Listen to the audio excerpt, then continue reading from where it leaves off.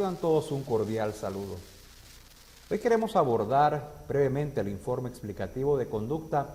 trámite necesario que se realiza dentro de los procesos judiciales y propio de las demandas contenciosos administrativas que se tramitan ante la Sala Tercera de la Corte Suprema de Justicia.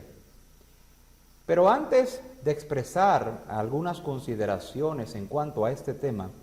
creo necesario advertir preliminarmente lo que es el procedimiento administrativo, y para ello me he permitido citar al ilustre doctor Jaime Orlando Santofimio Gamboa, quien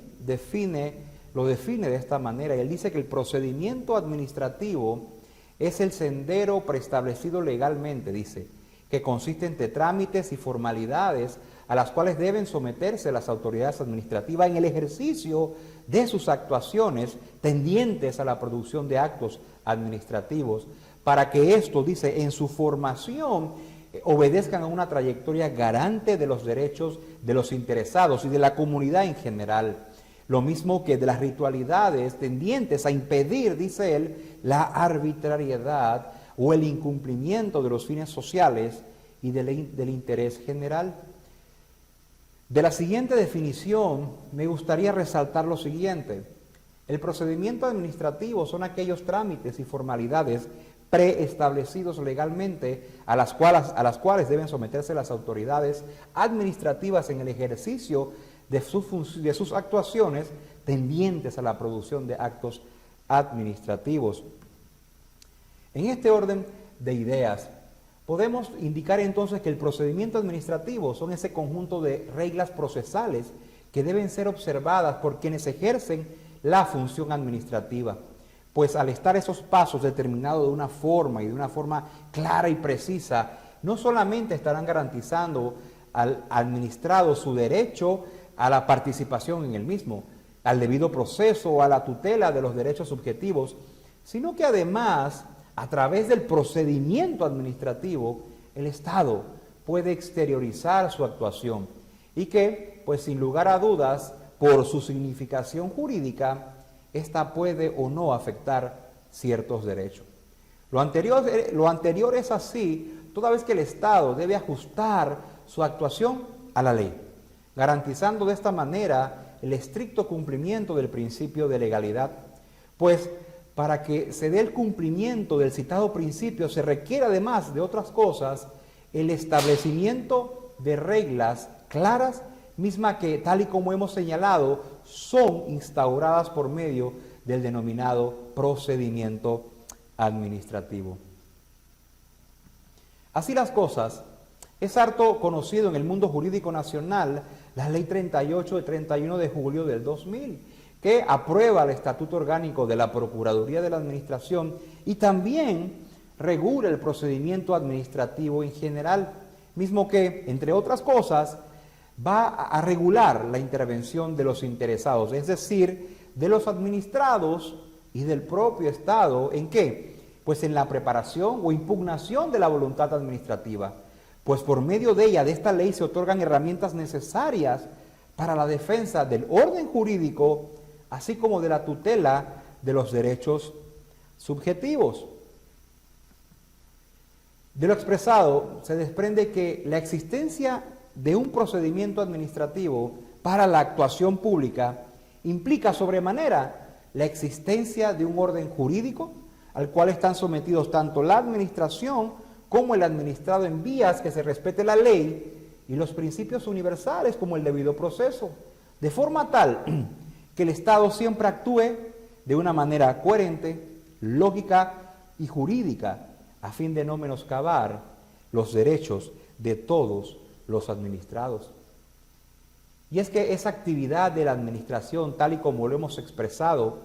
tiende a producir actos administrativos, y en donde estos actos van a adoptar distintas figuras, como por ejemplo los hechos administrativos, las operaciones, las vías de hecho, las omisiones, las cuales son mecanismos de expresión en la cual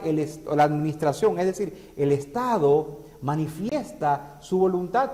y obviamente dirigidas a producir efectos jurídicos realizados por un agente o por el organismo del Estado, obviamente en el ejercicio de las potestades que le atribuye el propio ordenamiento positivo. Además de estos actos, también puede ser de tipo general o impersonal, por ejemplo, los reglamentos, estatutos, decretos municipales que tienen normas de aplicación general, o los actos administrativos particulares o personales, por ejemplo, las resoluciones que imponen sanciones disciplinarias, los decretos de nombramiento o de destitución, entre otros.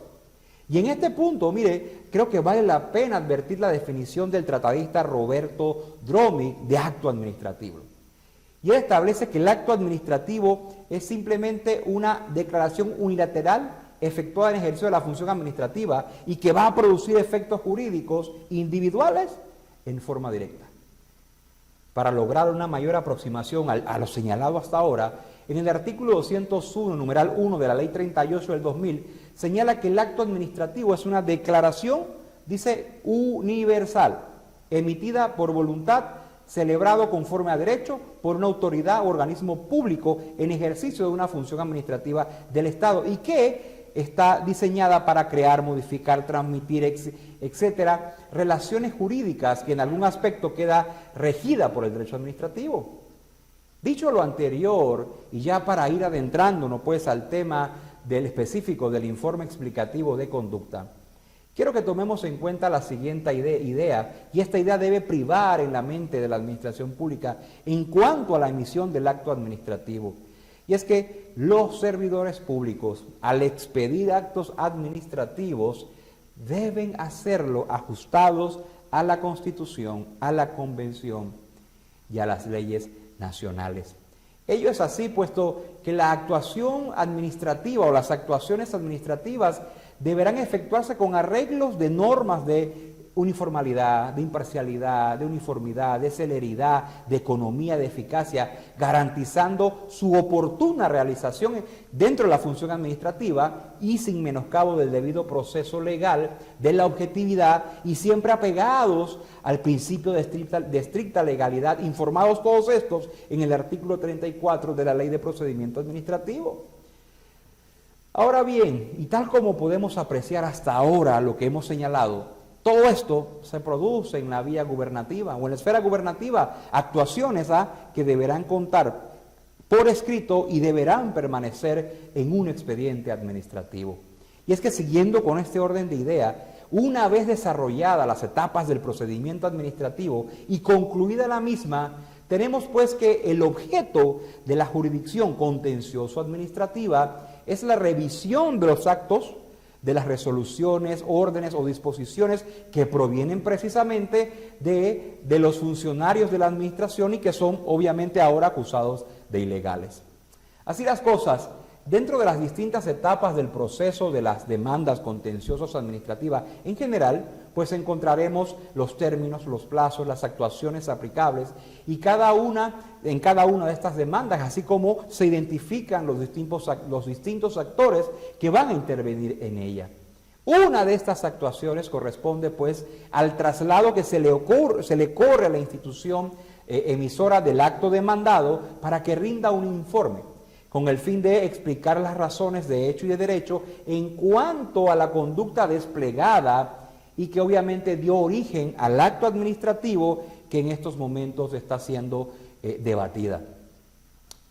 El artículo 57 de la Ley 135 de 1943, modificado por la Ley 33, el artículo 33 de la Ley 33 del 46, dispone entonces que el Tribunal Contencioso Administrativo, al proceder con la admisión de la demanda, no solo va a ordenar darle traslado a la parte demandada, sino que también se envía una copia de la demanda al funcionario que dictó el acto acusado. ¿Para qué? Para que éste, dentro del término de 5 días, emita emita el denominado informe de conducta. Y fíjese, esto es común observarlo en cada una de las demandas contenciosas administrativas, cuando la Sala Tercera, por medio de un oficio, solicita al ente nominador de la institución el mencionado informe, y en cuya redacción se dice lo siguiente, abro comillas, dice: se hace menester que usted rinda oportunamente este informe de conducta, el cual tendrá por objeto ilustrar a la sala el precitado negocio. Y es que el informe de conducta, tal como su nombre lo dice o lo advierte, es un informe mismo que es regido por el representante, que es rendido por el representante legal de la institución demandada, y en donde, por ejemplo, en las demandas contenciosas administrativas de plena jurisdicción, pide que se le explique las razones de hecho y de derecho que él tuvo para dictar o ejecutar el acto administrativo que en este momento está siendo impugnado. Y es que es importante señalar que la institución o el servidor público emisor del acto demandado, si bien se le es requerido un informe de conducta, no es menos cierto que éste no va a ejercer un rol activo como parte del proceso, pues su representación, por ejemplo, en las demandas contenciosas administrativas de plena jurisdicción, la ejerce la Procuraduría de la Administración. No obstante, lo anterior no es óbice de que la entidad demandada en algún momento no tenga la posibilidad de designar apoderados judiciales. Pues, por ejemplo, en los casos de nulidad o la de las acciones de nulidad, la Procuraduría actúa en interés de la ley. Ahora bien, hemos señalado que el informe de conducta es, como su palabra lo dice, un informe.